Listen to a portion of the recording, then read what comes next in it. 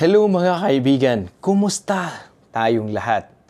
Welcome sa ating Tagalog na refleksyon patungkol sa tinatawag na ang tawag ng Diyos. Ang tawag ng Diyos sa isang propetang si Jeremias o Jeremiah. Mga kaibigan, marahil nakikita natin sa buhay ng isang mga lingkod ng Diyos, sinasabi nila na ako ay tinawag ng Diyos upang maglingkod sa Kanya.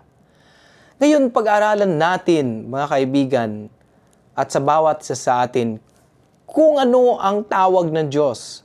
May iba-iba ang tawag ng Diyos sa buhay ng tao. Binigyan tayo ng regalo ng Diyos, binigyan tayo ng mga blessing ng Panginoon upang makapaglingkod sa Kanya. But tingnan natin itong tawag ng Diyos kay Jeremias o Jeremiah. Napakahalagang mabigyan natin itong diin dahil sa mga buhay natin, katulad ko o isa ka man na tinawag ng Diyos, ay nagpapakita ito ng katotohanan sa buhay ng isang tao na tinawag ng Diyos. So, ngayon gusto kong samahan niyo ako sa ating pag-aaral patungkol sa tawag ng Diyos kay Jeremias, the call of Jeremiah, at maging ano ba ang tawag ng Diyos sa buhay mo o sa bawat isa sa atin. Dito ay makikita natin ito, mababasa natin sa Jeremias chapter 1, verses 4, hanggang dito tayo sa verse 10. Jeremiah chapter 1, verse 4 to verse 10. Babasahin natin in Tagalog, at babasahin din naman natin ito sa Ingles. Sinabi sa akin ng Panginoon, Jeremias, bago kita nilalang sa tiyan ng iyong ina, pinili na kita. At bago ka isinilang, hinirang na kita para maging propeta sa mga bansa. Sumagot ako, Panginoong Diyos, hindi po ako magaling magsalita dahil bata pa ako. Pero sinabi ng Panginoon sa akin, huwag mong sabihing bata ka pa. Kinakailangang pumunta ka saan man kita suguin. At sabihin ang anumang ipasabi ko sa iyo. Huwag kang matakot sa mga tao, sapagkat ako'y kasama mo at tutulungan kita. Ako ang Panginoon, ang nagsasabi nito. Pagkatapos, hinipo ng Panginoon ang mga labi ko at sinabi, ibinigay ko sa iyo ngayon ang aking mga salita o salitang sasabihin mo. Sa araw na ito, bibigyan kita ng kapangyarihang magsalita sa mga bansa at sa mga kaharian. Sabihin mo na ibabagsak ang iba sa kanila at mawawasak, at ang iba naman ay muling babangon at magiging matatag. The call of Jeremiah. The word of the Lord came to me saying, before I formed you in the womb, I know you. Before you were born, I set you apart. I appointed you as a prophet to the nations. Alas, sovereign Lord, I said, I do not know how to speak. I am too young. But the Lord said to me, do not say, I am too young. You must go to everyone I sent you to say whatever I command you. Do not be afraid of them, for I am with you, and I will rescue you, declares the Lord. Then the Lord reached out his hand and touched my mouth and said to me, I have put my words in your mouth. See, today I appoint you over nations and kingdom, to uproot and to tear down, to destroy and overthrow, to build and to plant. The word of God. Panginoon, tunay nga, O Diyos naming Ama, na aming tagapagligtas sa kapaglikha, tulungan at patnubayan niyo kami sa aming pag-aaral ngayon Kung kami ay tinawag mo sa iyong kalooban. Tulungan mo, Panginoon, na ang tawag na to ay aming matupad sa pagbabahagi ng iyong mabuting balita. Panginoon, kagaya kay Jeremias, na kami ay may takot sa aming puso, may takot sa aming isipan, but tulungan niyo kami na hindi kami, Panginoon, na magsalita kung hindi ikaw yung gagamit sa amin. Sino man kami, Panginoon, hindi man kami karapat-dapat, pero sa iyong grasya at pagmamahal, kami ay nagkakaroon ng tawag na lumula sa iyo, Panginoon. Salamat, Panginoon, sa iyong pagliligtas at pag-iingat sa amin, na ikaw ay aming tagpuan bilang aming Diyos sa aming buhay. Amen. Mga kaibigan, mga kapatid, minsan nasasabi natin, ano ba talaga yung layunin ng Diyos sa buhay ko? May purpose ba ang buhay ko? Ang bawat tao ay nilalang ng Diyos. May magandang plano ang Diyos sa buhay natin. Kaya nga sinabi ng ating Panginoong Jesucristo, dumating ako para magbigay ng masaganang buhay. Pero dumating naman si Satanas upang magnakaw, pumatay at magsira sa ating future at para hindi natin makita ang kalooban ng Diyos sa buhay natin. Yan ay makikita natin sa John chapter 10 verse 10. Ngayon nagpapakita ang kahalagahan ng tawag ng Diyos sa buhay ng isang taong si Jeremias bilang magiging propita o tagapagsalita, tagapaghatid ng mabuting balita ng Diyos o kaya utos ng Diyos o kaya ang gustong ipaabot ng Diyos sa kanyang mga nilikha. Mga kaibigan, ito ang pagtawag ni Jeremias o ang tawag ni Jeremias sa kanyang buhay, tinawag siya ng Diyos. Sabi niya, sinabi sa akin ng Panginoon, Jeremias, bago kita nilalang sa tiyan ng iyong ina, pinili na kita.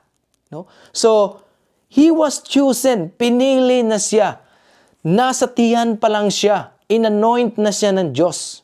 No, pag ikaw talaga ay tinawag ng Diyos, nalala ko yung isang professor ko sa seminary, sabi niya, pag tinawag ka ng Diyos, saan ka man pumunta, anumang mangyari sa buhay mo, mayroong mga kahirapan yan, babalik ka talaga sa tawag mo dahil hindi yan mariribok. Irrevocable yung tawag ng Diyos sa buhay mo. Gaano man kahirap,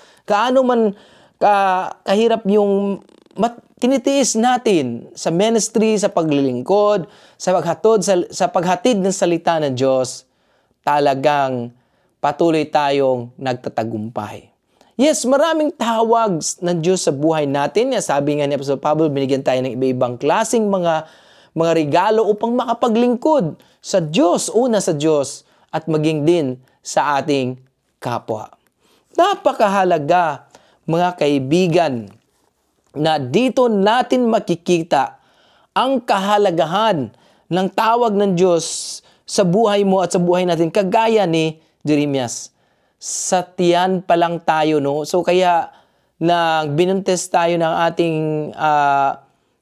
ina, nang tayo nabuo sa tiyan, ginagabayan na tayo ng Diyos. No? So nakikita na ng Diyos kung ano ang gusto niyang ipagawa sa atin. Talagang sabi dito, bago pa kita nilalang sa tiyan ng iyong ina, pinili na kita. Grabe, nilalang, binuo, binibless, ninit. At bago ka isinilang, hinirang na kita para maging propita sa mga bansa. Kita natin, hinirang na siya, tinakda na, pinili na ng Diyos si Jeremiah upang siya ay magiging propita at tagapaghatid ng mabuting balita at kautusan ng Diyos sa lahat ng bansa. Sa verse 6 makita natin, sumagot naman. Ito naman sagot ni Jeremiah, Panginoong Diyos, hindi po ako magaling magsalita dahil bata pa ako. No? So bakit ako Panginoon? Minsan nasabi natin, bakit ako Panginoon? Ano bang mayroon ako? Bakit ako Panginoon? Marami akong mga kasalanan. Hindi ako perfecto. Ito naman yung sabi ni Jeremias, bata pa ako, Panginoon. Hindi ako magaling magsalita. Hindi ako makata, hindi ako lawyer, hindi ako... Bakit, Panginoon? Bakit pa ako hindi ko kaya ito? No, parang sinasabi niya, marami siyang mga alibay na hindi niya kayang gawin ang kalooban ng Diyos. No, ang tawag ng Diyos sa buhay niya. Pero sinabi ng Panginoon sa akin, huwag mong sabihing bata ka pa. Kinakailangang pumunta ka saan man kita suguin. You will go. Go and preach the gospel. Kaya sabi nga natin ng Panginoong Kristo sa mga apostoles, humayo kayo. Humayo kayo, ibahagi ninyo ang mabuting balita sa saan mang panig ng mundo. Saan man tayo. Kaya hinahatid natin ang mabuting balita sa bawat tao dahil yan ang utos ng Diyos sa bawat tinawag niya ng mga lingkod niya at pinili niya. At sabihin ang anumang sinasabi ko sa iyo. At ito ang promise ng ating Panginoon sa pagkatawag niya sa atin, sa pagkatawag niya sa bawat isa sa atin. Huwag kang matakot sa mga tao sapagkat ako'y kasama mo at tulungan kita. Huwag tayong matakot sa sinuman. Kaya sabi nga ni Jesus, huwag mong ikatakot ang kayang pumatay lang ng iyong katawan at hindi naman kayang magparusa ng iyong kaluluwa. Huwag kang matakot. No? Huwag kang matakot. Ang kaya lang gumawa nun, ang kaya lang gumawa nung mga bagay ay maparusahan ang ating katawan, ay malungkot, masakit na mga balita. Nakikita natin yung mga pag-persecute, pagpatay ng mga Christians na nasa ibang panig, lalo na doon sa Africa at sa ibang lugar na talagang pinipersecute sila sa kanilang pananampalataya. Sila ay mga heroes of faith. At ang ating dalangin ay para sa kanila dahil sa kanilang pagsunod kay Kristo, dahil sa pagsunod nila sa Panginoon, sila ay napapersecute dahil sa kanilang pananampalataya. Nakikita natin mga kaibigan, huwag kang matakot no, sa mga tao. Dahil sapagkat kasama mo ako, tutulungan kita. No? So, nung mga time na hindi ko na kaya makapagsalita, Panginoon, ano bang sabihin ko? Hayaan natin yung Holy Spirit, hayaan natin ang Diyos na gamitin tayo. Panginoon, gamitin mo ako. Gabayan mo ako, Panginoon. And then, the Lord will use us. At sabi dito, ako ang Panginoon na nagsasabi nito. It's affirmed by God, affirmed by His Word. Ang Diyos mismo, hindi tao, kung hindi ang Diyos mismo, nag-approve na nagsasabi sa Kanya. Mas marahil tayo ay mga lingkod ngayon ng Diyos, saan man tayo na na-feel natin na iba na talaga ang mundo, hindi ko na kaya. Isuko natin sa Diyos. Hayaan natin yung kapangyarihan niya, ang kumilos, ang banal na Espiritu. Isuko natin sa Kanya. Maging empty vessel tayo, Panginoon, empty mo ako. Gamitin mo ako. Basta sa iyo ang buhay ko, Panginoon. Gamitin mo ako. Inalay ko sa iyo. No? So, we offer our life. Tinawag tayo ng Diyos. At tayo at tinawag ng Diyos, talagang tutuparin ng Diyos ang Kaniyang tawag sa ating buhay. Saan man tayo pumunta. Nalalangan natin si Jonah nung tinawag siya ng Diyos na, pumunta ka ng Nineveh. Ibahagi mo, sabihin mo sa kanila, takot si Jonah. Umalis siya. At yung sa kanyang paglaya, sa kanyang pag-alis, ay napunta siya sa bibig ng isang malaking whale. Pero ngayon makikita mo, kaibigan, mga kapatid, na hindi tayo makakatakas sa tawag ng Diyos para sa atin hanggang maibahagi natin ang mabuting balita at kaligtasan na inalay ng Diyos para sa atin sa magitan nating Panginoong Jesucristo. Kaya sabi rin ni Apostol Pablo sa Romans chapter 1, sabi niya, hindi ko kinakahiya ang paghatid ng mabuting balita. I am not ashamed. Hindi ko kinakahiya si Kristo, hindi ko kinakahiya ang kanyang mabuting balita. Dahil ito ay may kaligtasan. I am not ashamed. Hindi ako nahihiya. Hindi ako nahihiyang ibahagi ang kapangyarihan natin Panginoong Jesucristo, kanyang pagliligtas sa bawat tao, sa bawat buhay natin. Dahil ito ay may kapangyarihan sa pagligtas sa atin at tayo ay magkakaroon ng buhay na walang hanggan. So dito mga kaibigan, nakikita natin, sabi dito, pagkatapos, verse 9, pagkatapos, hinipo ng Panginoon ang mga labi ko at sinabi, ibinigay ko sa iyo ngayon ang aking salitang, ang aking mga salitang sasabihin.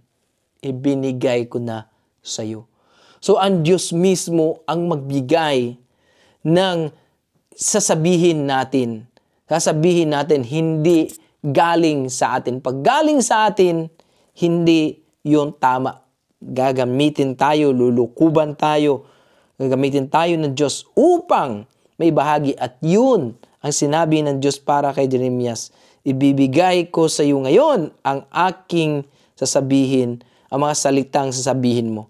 At sa araw na ito, bibigyan kita ng kapangyarihan. Not only that, ibigay ng Diyos yung ano yung sabihin natin, binibigyan pa siya ng extra power, yung kapangyarihan upang makapagsalita sa mga bansa at kaharian. Kahit leaders kaharian, tayo'y makapagsabi, nakapag-usap na ibabahagi natin ang kapangyarihang magsalita sa mga bansa. Sabihin mo na babagsak ang iba sa kanila at mawawasak.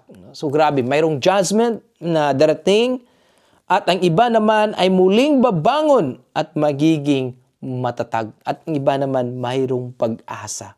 So dito natin makikita mga kaibigan na ang kahalagahan ng tawag sa Diyos sa buhay natin.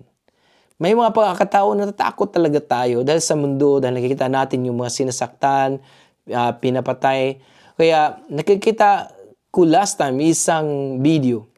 Isang matandang preacher, nagpe-preach sa bus. Ngayon may isang batang lalaki, young man, nandoon, isang lalaki, nasa telepono siya, nasa cellphone. So, habang napipreach ang preacher, nagagalit siya dahil instead makipag-usap siya doon sa kanyang tinatawagan, narinig niya yung mga salita ng Diyos, ng salita ng Panginoon. Nairita siya, nagalit siya. At yung palang kinagalit niya, kamamatay lang pala ng kanyang grandfather, yung kanyang lulo. Kaya galit na galit siya. Gusto niya patahimikin yung preacher, pero patuloy naghatid ng salita ng Diyos. Walang takot. So, pinuntahan niya, hinarap niya, sinampal niya sa mukha. Sinampal yan. Huwag sampal ng ganyan. Nagulat yung mga tao sa ginawa niya. Sabi niya, tumahimik ka. Sinabihan na kitang tumahimik. Nasa telepono ako. So, ngayon, lumapit sa kanya yung preacher, no? Sabi ng preacher, binibless mo ako, sinampal mo ako sa isang pisngi ko. Sabi ng Panginoong Jesucristo, pag sinampal ka, ibigay mo rin yung isa. So, ito, i-bless mo rin yung isang pisngi ko, sampalin mo rin itong kabila. Dahil yan yung maramdaman ko na ako ay naghatid ng totoong balita kay Kristo. So, nagulat yung lalaki. Hindi niya kayang masampal. Umiyak siya, hanggat umiyak siya. Ngayon, kinausap siya sa isang preacher, sinabi sa kanya, ano ba yung problema mo? Ano ba yung nararamdaman mo? Nandiyan ang Diyos. So, sabi ng lalaki, hindi narinig ng Diyos. Tinawag ko siya, namatay yung lulo ko.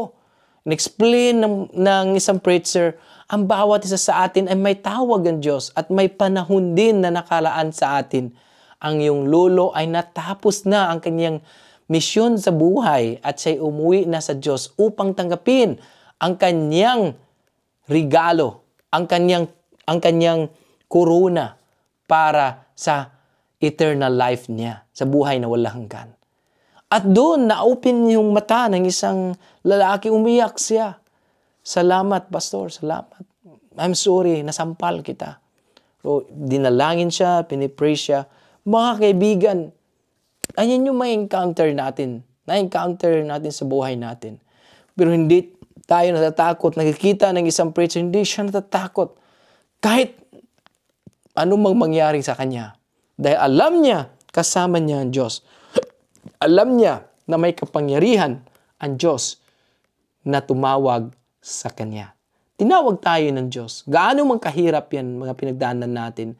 Saan man, anumang bagay na ginawa natin para sa Diyos, gawin natin ng buong puso sa paglilingkod. Dahil alam natin na ang ating Panginoong Jesucristo na bumaba naging tao, namatay sa cross, upang tayo ay magkaroon ng kaligtasan, the ultimate sacrifice na mismo ating Panginoong Jesucristo, hindi niya tinakwil ang tawag na para sa Kanya, para tayo maligtas at magkaroon ng buhay na walang hanggan. Sa ating panghingi ng tawad, sa ating pagtanggap sa Kanya, at pagkilala bilang ating Diyos, kakaroon tayo ng buhay na walang hanggan.